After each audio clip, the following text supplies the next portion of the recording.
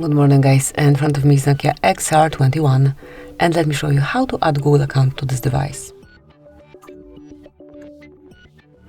First enroll list of all apps, then find and select settings and go to accounts, passwords and accounts over here.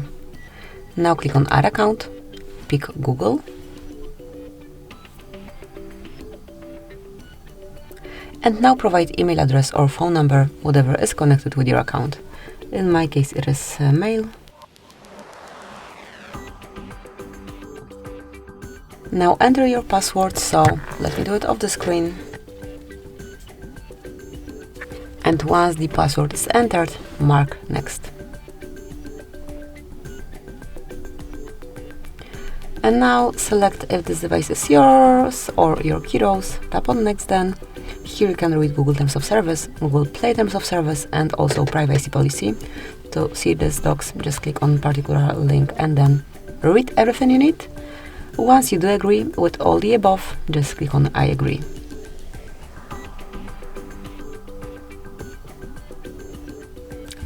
Accept. And that's it. As you can see, your account has been added. Thank you for watching. Please subscribe our channel and leave the thumbs up.